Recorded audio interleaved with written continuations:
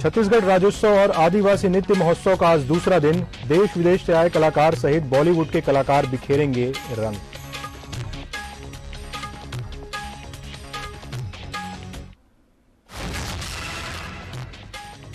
मुख्यमंत्री भूपेश बघेल ने राजधानी में किया छत्तीसगढ़ महतारी की प्रतिमा का अनावरण। सभी जिला मुख्यालयों में छत्तीसगढ़ महतारी की प्रतिमा स्थापित करने की घोषणा।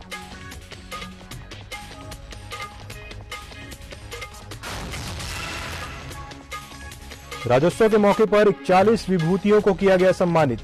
राज्यपाल अनुसुईया उइके ने राज्य अलंकरण से किया सम्मानित।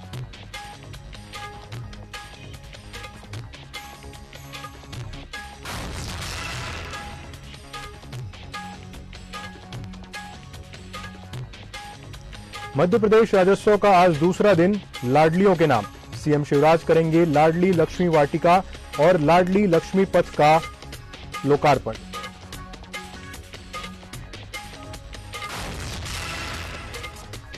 बीपीएल के डिपो में आग लगने के मामले में सामने आई लापरवाही। प्रारंभिक जांच में टेक्निकली अनफिट मिला टैंकर।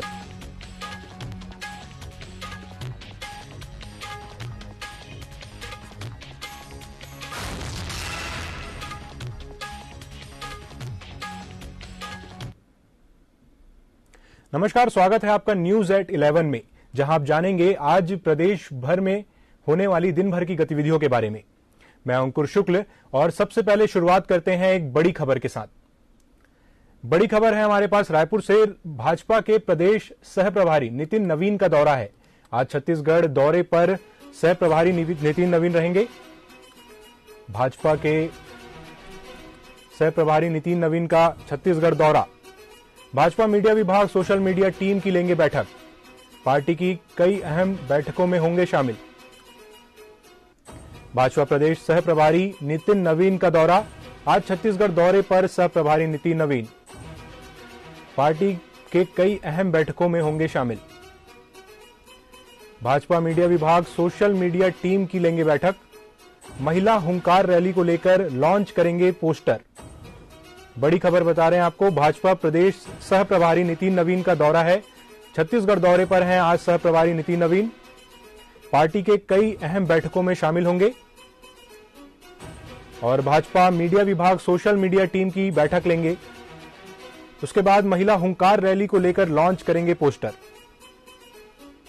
भाजपा प्रदेश प्रभारी सह प्रभारी नितिन नवीन का दौरा।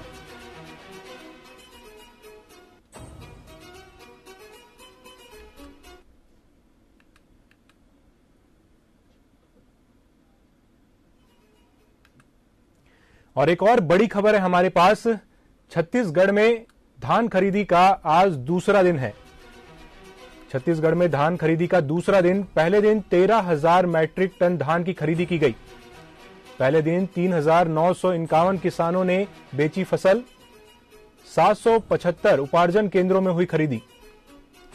बड़ी खबर बता रहे हैं आपको। छत्तीसगढ़ में धान खरीदी का आज दूसरा दिन। इस साल 2,497 उपार्जन केंद्र खोले गए। इस साल 25,93,000 किसानों का पंजीयन हुआ है। पंजीकरण कराने वालों में 2,03,000 नए किसान हैं। धान खरीदी का नया रिकॉर्ड बनने की उम्मीद है। वहीं 110 लाख मीट्रिक टन उपार्जन की तैयारी। छत्तीसगढ़ में धान खरीदी का दूसरा दिन। 775 उपार्जन केंद्रों में हुई खरीदी।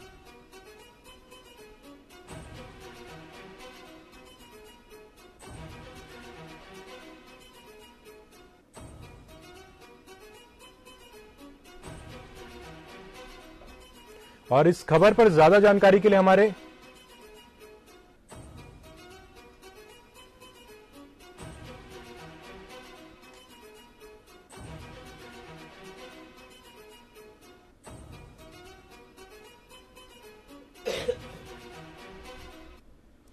चलिए देखते हैं आज रायपुर से दिन भर क्या होने वाला है। रायपुर में दिन भर की क्या खबरें हैं रायपुर की, जिसमें के लिए हमारे साथ रायपुर से जुड़े हुए हैं मोहन तिवारी।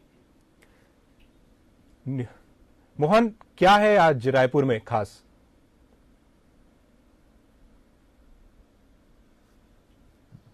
देखिए, आज की अगर खबरों की अगर हम बात करें तो आज दिन भर कई महत्वपूर्ण खबरें आज जो है वो निगाह में रहेंगी, जिसमें सबसे महत्वपूर्ण चीज तो आज राज्योत्सव और अंतर्राष्ट्रीय आदिवासी नृत्य महोत्सव का दूसरा दिन है। इसमें आज जो देर शाम प्रस्तुतियां होंगी उसमें मुख्यमंत्री भूपेश बघेल भी शामिल होंगे, मंत्रिमंडल के सारे सदस्य शामिल होंगे और कल से जैसे कि आदिवासी नृत्य महोत्सव का आगाज हो जाए तो दिन भर अलग अलग टोलियों के द्वारा अलग अलग जो दल अलग अलग देशों और प्रदेशों के आए हुए हैं वो अपनी प्रस्तुतियां दे। तो ये आज मुख्य आकर्षण रहेगा जिस पर निगाह बनी रहेगी, क्योंकि ये नृत्य महोत्सव अपने आप में अनोखा है, इसलिए लोगों की भी उत्सुकता है और इसीलिए बड़ी लोग भी इस नृत्य का लुत्फ उठाने के लिए मेला स्थल पर पहुंच रहे हैं। तो काफी गहमा गहमी और भीड़ जो है वो स्थल पर पहुंच रही है। तो दूसरे दिन भी कई महत्वपूर्ण प्रस्तुतियां होंगी जिस पर निगाह बनी रहेगी और मुख्यमंत्री भूपेश बघेल सहित मंत्रिमंडल के सदस्य शामिल होंगे। दूसरी और राजनीतिक रूप से जो बड़ी खबर है वो है बीजेपी के सह प्रभारी जो नितिन नवीन है वो आज छत्तीसगढ़ के दौरे पर रहेंगे। उनके दौरे का मकसद मूल रूप से लगातार जो संगठन की बैठक लेने का क्रम है उसे तेजी देना है और इसी सिलसिले में आज वो 3 महत्वपूर्ण बैठकों में शामिल होंगे, जिसमें जिलों के प्रभारी जो हैं साथ उनकी बैठक होगी, मीडिया की जो टीम है भाजपा की उसके साथ बैठक होगी। इसके अलावा सोशल मीडिया की टीम को भी भाजपा ने किया है, तो वो कैसे काम कर रही है उसको लेकर भी वो एक बैठक लेंगे। लेकिन बैठकों के अलावा 11 नवंबर को एक अहम बड़ा प्रदर्शन भाजपा करने जा रही है जो कि महिला मोर्चा के द्वारा होगा। तो ये महिला मोर्चा के द्वारा जो प्रदर्शन होगा उसके लिए प्रचार प्रसार की तैयारियां शुरू कर दी गई हैं और इसीलिए भाजपा की ओर से एक पोस्टर लॉन्च किया जा रहा है जो कि महिला मोर्चा लॉन्च करेगी। इस कार्यक्रम में भी नितिन नवीन शामिल होंगे। तो एक महतारी हुंकार रैली सराकर जो भाजपा करती है उसका व्यापक प्रचार प्रसार हो, तो उसको लेकर एक पोस्टर भाजपा जारी करेगी जिसमें नितिन नवीन शामिल होंगे। इसके अलावा अगर बात करें तो आज हरियाणा के जो मंत्री हैं वो एक दिन के प्रवास पर छत्तीसगढ़ आ रहे हैं। हालांकि उनका काम निजी बताया जा रहा है लेकिन उनके दौरे पर भी निगाह बनी रहेगी। कांग्रेस की अगर गतिविधियों की हम बात करें तो कांग्रेस में निगम मंडलों की नियुक्तियां हो गई है और उसके बाद लगातार हम देख रहे हैं कि उनके पदभार ग्रहण करने का कार्यक्रम चल रहा है। तो ऐसे लोग जो कि निगम मंडल में पद पाए हुए वो आज पदभार ग्रहण करेंगे और उनके कई कार्यक्रम हमें देखने को मिलेंगे। इसके अलावा एक अहम योजना सरकार के द्वारा धान खरीदी की कल से शुरू की गई है, आज उसका भी दूसरा दिन है और धान खरीदी क्योंकि सीधे तौर पर छत्तीसगढ़ के करीब 70% से अधिक लोगों को प्रभावित करने वाली योजना है। किसान इससे सीधे तौर पर जुड़ा रहता है, इसलिए धान खरीदी की व्यवस्थाएं कैसी है, दूसरे दिन क्या हो रहा है, इस पर भी हमारी निगाह बनी रहेगी। और धान खरीदी के दूसरे दिन जैसे कि जानकारी आ रही है कि बड़ी संख्या में लोग धान लेकर केंद्रों में पहुंच रहे हैं। पहले दिन ही करीब 13,000 मीट्रिक टन जो है वो धान की खरीदी हुई है। तो आज भी उसी तरीके का सिलसिला हमें मिलेगा क्योंकि जो अर्ली होता है वो कट चुका है और वो अब बिकने के लिए खरीदी केंद्रों में पहुंच रहा है। तो धान खरीदी के केंद्रों में भी निगाह बनी रहेगी कि किस तरीके की धान खरीदी की व्यवस्था है, कहीं कोई दिक्कत तो नहीं आ रही है। हालांकि दोनों ही पार्टियों के द्वारा कांग्रेस और भाजपा के द्वारा एक निगरानी हर केंद्र में बनाई गई है। किसी किसान को दिक्कत आती है तो उसका निराकरण अपने स्तर पर पार्टी भाजपा या कांग्रेस कर सके, तो इसके लिए भी एक टीम अलग अलग पार्टियों की बनी हुई है। जी मोहन, आज राज्योत्सव का भी दूसरा दिन है और तो ये बताइए कि राज्योत्सव में आज क्या क्या कार्यक्रम होने वाले हैं, कौन कौन से अतिथि आएंगे आज? देखिए, अतिथियों के का आने का सिलसिला जो है इस प्रकार के राज्योत्सव में कम होता है। उद्घाटन और समापन में ही मुख्य अतिथि के रूप में लोगों को बुलाया जाता है, यानी बाहर से अतिथि बुलाए जाते हैं। तो जानकारी आ रही है कि आज का दिन जो है वो क्योंकि प्रतियोगिताएं लगातार नृत्य महोत्सव की चलती रहेंगी, इसलिए मुख्यमंत्री भूपेश बघेल ही आज के कार्यक्रम में शामिल होंगे। इसमें संस्कृति मंत्री के साथ मंत्रिमंडल के सारे सदस्यों को और निगम का दर्जा पाने वाले लोगों को आमंत्रित किया गया है ताकि वो इस पूरे महोत्सव में शामिल हो सकें। कल का कार्यक्रम समापन है और समापन में बताया जा रहा है कि झारखंड के मुख्यमंत्री हेमंत सोरेन को इसमें आमंत्रित किया गया है। हालांकि वो शामिल होंगे या नहीं, इसको लेकर अभी संशय बना हुआ है, क्योंकि बताया जा रहा है कि उनको एक ईडी का नोटिस भी कल के डेट के लिए सर्वे हुआ है।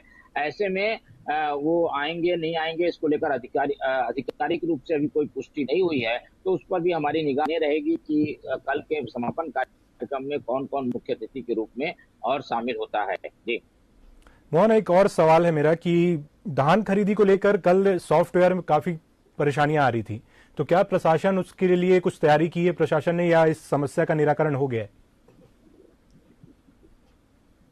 देखिए, धान खरीदी एक ऐसी व्यवस्था है जिसको लेकर करीब 1 महीने से तैयारियां चल रही है, इसीलिए ट्रायल रन कराया गया। रन कराने के पीछे मकसद यही था कि जिनको टोकन आवंटन हो जाएगा तो वो आसानी से आकर अपना धान पे लेकिन कुछ जगहों पर दिक्कत जरूर आई है, खासतौर पर सर्वर में प्रॉब्लम की वजह से, लेकिन उन सब दिक्कतों को दूर करने के निर्देश पहले ही दिए जा चुके हैं। हर कलेक्टर को इस बात की जिम्मेदारी दी गई है कि वो अपने जिले में धान खरीदी केंद्रों की मॉनिटरिंग करे, कहीं कोई दिक्कत है तो वहां पर टीम बनाई गई है, उसे तुरंत भेजकर जो जो भी समस्या है उसे सॉर्ट आउट करे, खास तौर पर क्योंकि सर्वर के डाउन होने की समस्या का सामना खरीदी केंद्रों में करना पड़ता है, तो वो दिक्कत ना हो इसके लिए एक एक्सपर्ट की टीम भी हर जिले में है। हालांकि हर जिला काफी बड़ा होता है, एक साथ जाना संभव नहीं रहता। कोशिश यही है कि कहीं कोई भी दिक्कत आए तो उसका तुरंत निराकरण कर लिया जाए। तो ऐसी दिक्कत कल आई थी वो आज नहीं होगी, ऐसी उम्मीद है। हालांकि कलेक्टरों को इस बात की मॉनिटरिंग करने के निर्देश दिए गए हैं। जी मोहन, तमाम जानकारी के लिए आपका शुक्रिया। तो आपने जाना कि आज रायपुर में दिन भर क्या क्या है। राजोत्सव का आज दूसरा दिन है, साथ में धान खरीदी का भी दूसरा दिन है। राजोत्सव में जहां और नए अतिथि आज शामिल होंगे, नए नए कार्यक्रम होने वाले हैं, वहीं धान खरीदी को लेकर भी किसान उत्साहित हैं काफी। अब चलते हैं दुर्ग की ओर। दुर्ग से हमारे साथ जुड़े हैं सुबोध तिवारी। सुबोध, बताइए क्या है आज दिन भर दुर्ग में? अंकुर जी, गुलाबी ठंड की शुरुआत हो चुकी है। सिहरन भरी सी हल्की सी ठंडी हवा से लोग रोज सुबह उठते हैं और इस ठंड की शुरुआत के साथ फसलों की कटाई भी हो चुकी है। लगभग सभी क्षेत्रों में, सभी जिलों में, खासकर दुर्ग जिले की बात करें तो अधिकांश ग्रामीण क्षेत्रों में फसलों की कटाई हो चुकी है। कुछ क्षेत्रों पे फसलों की कटाई बची है। और अगर धान संग्रहण केंद्रों में बिक्री की बात करें तो दुर्ग जिले में ऐसे 85 से भी ज्यादा समितियां हैं और 94 से ज्यादा धान उपार्जन केंद्र हैं, जहां पर 189 किसानों ने 5,739 क्विंटल धान की बिक्री की है।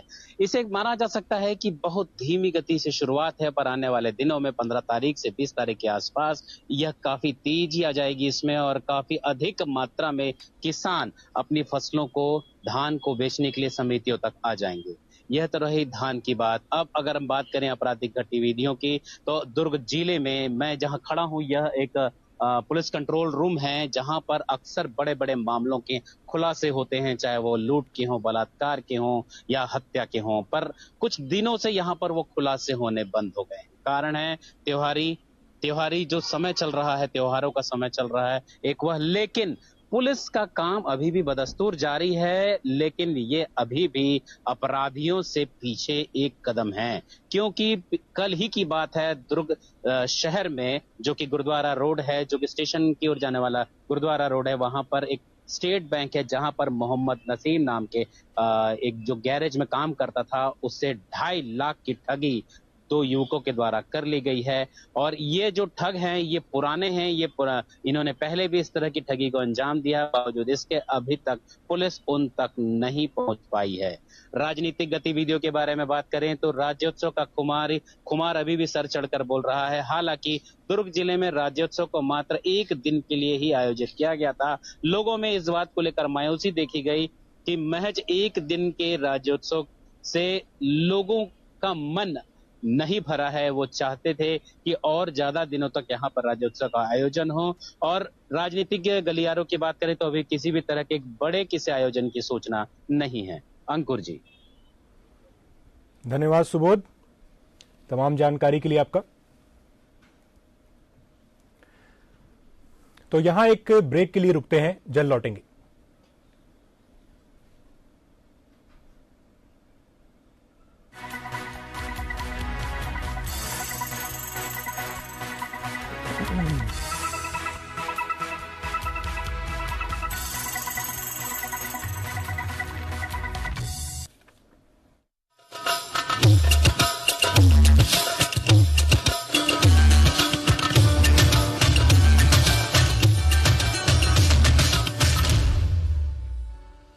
छत्तीसगढ़ भारत की धड़कन विशिष्ट आदिवासी नृत्य रूपों के भव्य महोत्सव को देखने के लिए आमंत्रित करता है। स्वागत है आपका तीसरे राष्ट्रीय आदिवासी नृत्य महोत्सव 2022 में।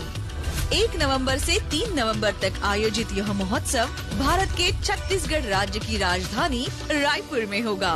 तो आइए अद्भुत, अविश्वसनीय और अनछुआ तीसरा राष्ट्रीय आदिवासी नृत्य महोत्सव 2022 1 से 3 नवंबर रायपुर। तो आइए हम सब मिलकर इस बार के राष्ट्रीय आदिवासी नृत्य महोत्सव को भी यादगार बनाएं। जय जोहार, जय हिंद, जय छत्तीसगढ़।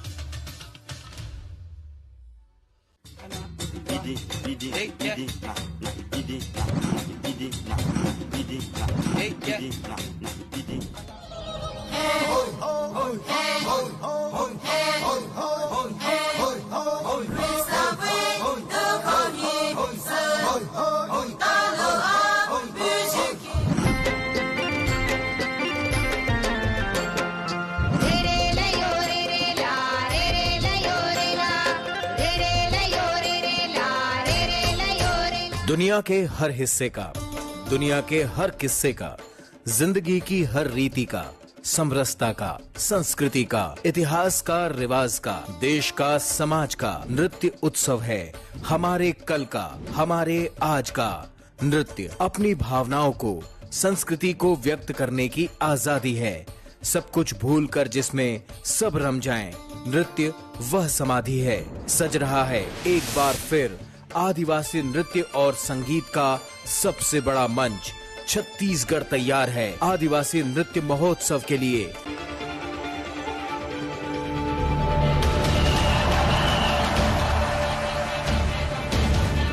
जिसमें शामिल होने के लिए आ रहे हैं विश्व के हर महाद्वीप के जनजातीय कलाकारों संग भारत के हर राज्य की आदिवासी संस्कृति और नृत्य का होगा मंचन। अपनी आदिवासी संस्कृति और सांस्कृतिक धरोहर को जीने के लिए आइए छत्तीसगढ़ में 1 से 3 नवंबर बनिए हिस्सा राष्ट्रीय आदिवासी नृत्य महोत्सव का। तो आइए हम सब मिलकर इस बार के राष्ट्रीय आदिवासी नृत्य महोत्सव को भी यादगार बनाएं। बात है आदिवासी संस्कृति के पहचान के, बात है अभिमान के, छत्तीसगढ़िया स्वाभिमान के।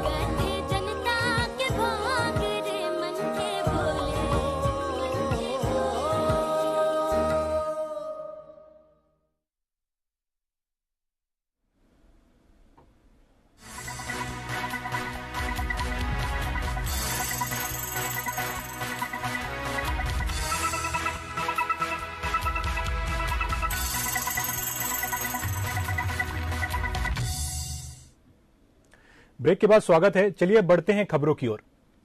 भोपाल के लाल परेड ग्राउंड में मंगलवार रात मध्य प्रदेश का 67वां स्थापना दिवस समारोह धूमधाम से मनाया गया। समारोह में 400 कलाकारों ने शिव महिमा की प्रस्तुति दी। इसके बाद बॉलीवुड की प्रसिद्ध संगीत निर्देशक की जोड़ी शंकर महादेवन, एहसान नूरानी और लॉय मेंडोसा के बैंड ने समा बांध दिया। शंकर महादेवन ने शिव तांडव स्रोत के साथ अपनी परफॉर्मेंस की शुरुआत की। इस दौरान मुख्यमंत्री शिवराज सिंह चौहान ने भी उनके साथ सुर में सुर मिलाए। इसके बाद शंकर, एहसान और लॉय के गीतों पर श्रोता जमकर झूमे।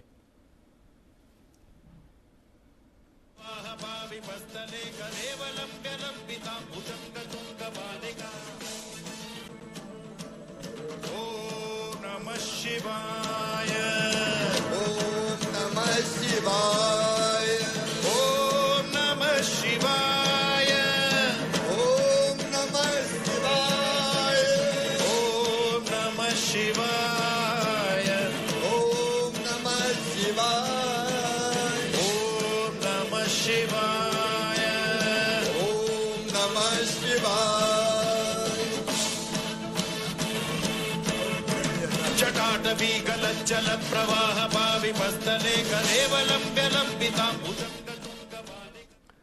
मध्य प्रदेश के स्वास्थ्य मंत्री विश्वास सारंग ने राहुल गांधी के भारत जोड़ो यात्रा के दौरान महाकाल के दर्शन को लेकर निशाना साधा है। साथ ही उन्होंने प्रदेश में हिंदी में हो रही मेडिकल की पढ़ाई को लेकर भी जानकारी दी है। वहीं प्रदेश में अपराधों को लेकर सरकार के नियमों को लेकर भी जानकारी दी है।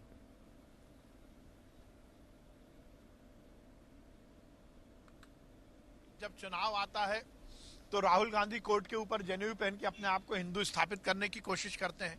चुनाव आता है तो प्रियंका गांधी गंगा में डुबकी लगाती हैं। ये चुनावी हिंदू बनने की जो होड़ है, ये कांग्रेस को मुंह से गिराएगी। पुजारियों का सम्मान वो दिल से करें, दिखावे के लिए ना करें। हमारी सरकार वो सरकार है जिसने अपराध के मामले में जीरो टॉलरेंस की नीति को अपनाया है। मध्य प्रदेश पहला राज्य है जो बेटियों के साथ दुष्कर्म करने वाले जो अपराधी हैं उनको फांसी की सजा के प्रावधान हमने किए हैं। फास्ट ट्रैक कोर्ट के माध्यम से जल्द ऐसे लोगों को सजा मिले, ये हमने स्थापित किया है। आज हमने हिंदी में मेडिकल की पढ़ाई शुरू की है और सभी व्यवस्थाओं को चुस्त दुरुस्त करने के हमने निर्देश दिए हैं। पहले 2016 से ही हमने ये व्यवस्था स्थापित की थी कि जो हिंदी में प्रश्न पत्रों के उत्तर देगा उसकी भी कॉपी जचेगी और उसको भी इम्तिहान में बैठने का, परीक्षा में बैठने का मौका मिलेगा। हमने उस व्यवस्था को और सुचारू किया और ये सुनिश्चित किया है, हमने ये निर्देश दिए हैं कि मेडिकल की पढ़ाई क्योंकि अब हिंदी में पूरी तरह से शुरू हो चुकी है।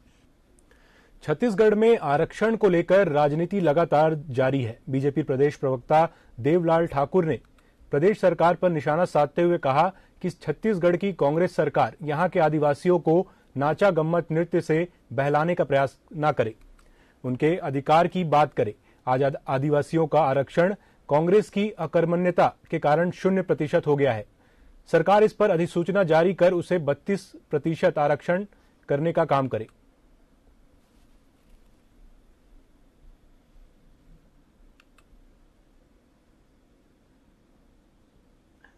छत्तीसगढ़ की यह कांग्रेस सरकार, यहां के मुख्यमंत्री श्री भूपेश बघेल जी आदिवासियों को नाचा गम्मत नृत्य में नहीं बहला सकते। उनके हक एवं अधिकारों की बात करनी चाहिए। चूंकि आज आदिवासियों का आरक्षण 0% हो गया है, उसे 32% करने के लिए यहां की कांग्रेस सरकार को अधिसूचना जारी करना चाहिए इस राज्योत्सव के मौके पर, ताकि आदिवासियों का आरक्षण 32% हो सके। इसके लिए कार्य करना चाहिए, न कि भूपेश बघेल जी इस प्रदेश की जनता को गुमराह न करे, आदिवासियों को गुमराह न। मुख्यमंत्री भूपेश बघेल ने राज्योत्सव के मौके पर मंगलवार को कलेक्ट्रेट परिसर में स्थापित छत्तीसगढ़ महतारी की प्रतिमा का लोकार्पण किया। इस दौरान सीएम ने सभी जिला मुख्यालयों में छत्तीसगढ़ महतारी की प्रतिमा स्थापित करने की घोषणा की। मुख्यमंत्री भूपेश बघेल ने कहा कि रायपुर कलेक्टर परिसर में छत्तीसगढ़ महतारी की मूर्ति लगने से चौक की सुंदरता बढ़ गई है। सभी जिलों में मूर्ति की स्थापना की घोषणा करता हूं। कार्यक्रम के दौरान कृषि मंत्री रविंद्र चौबे, नगरीय प्रशासन मंत्री शिव डहरिया समेत वरिष्ठ विधायक सत्यनारायण शर्मा, विधायक कुलदीप जुनेजा, महापौर एजाज ढेबर, कलेक्टर सर्वेश्वर नरेंद्र भूरे समेत अतिथि उपस्थित रहे।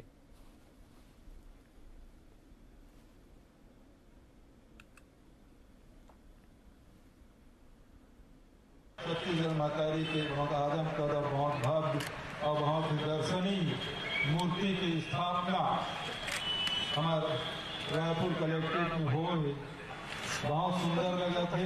पुष्पांजलि करे का अवसर मिले, नमन करे का अवसर मिले, सब चौक की सुंदरता भी बढ़ गई। कभी आज एक बड़े फैसला हम लेता, छत्तीसगढ़ के जितना जिला है, जिला मुख्यालय है, वो में छत्तीसगढ़ मातारी के ऐसी मूर्ति सबों जिला में लगी, लेकर मैं घोषणा करा। राज्योत्सव के मौके पर राज्यपाल अनुसुईया उइके ने राजधानी रायपुर के साइंस कॉलेज मैदान पर आयोजित राज्य अलंकरण एवं राज्योत्सव के समारोह पर प्रदेश की विभिन्न विभूतियों को उनकी उपलब्धियों और राज्य के विकास में योगदान के लिए राज्य अलंकरण सम्मानों से सम्मानित किया। कार्यक्रम की अध्यक्षता मुख्यमंत्री भूपेश बघेल ने की। इस अवसर पर नेता प्रतिपक्ष नारायण चंदेल समेत मंत्रिमंडल के सदस्य, संसदीय सचिव, सांसद, विधायक, निगम मंडल के अध्यक्ष और अन्य जनप्रतिनिधि उपस्थित थे।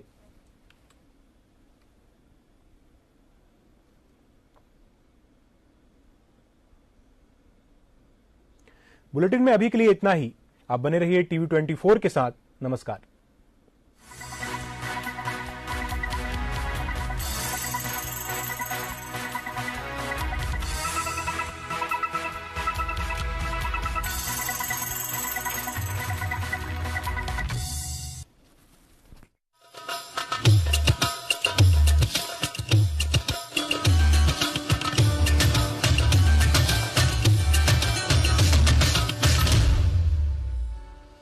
छत्तीसगढ़ भारत की धड़कन विशिष्ट आदिवासी नृत्य रूपों के भव्य महोत्सव को देखने के लिए आमंत्रित करता है। स्वागत है आपका तीसरे राष्ट्रीय आदिवासी नृत्य महोत्सव 2022 में। 1 नवंबर से 3 नवंबर तक आयोजित यह महोत्सव भारत के छत्तीसगढ़ राज्य की राजधानी रायपुर में होगा। तो आइए अद्भुत, अविश्वसनीय और अनछुआ तीसरा राष्ट्रीय आदिवासी नृत्य महोत्सव 2022 1 से 3 नवंबर रायपुर। तो आइए हम सब मिलकर इस बार के राष्ट्रीय आदिवासी नृत्य महोत्सव को भी यादगार बनाएं। जय जोहार,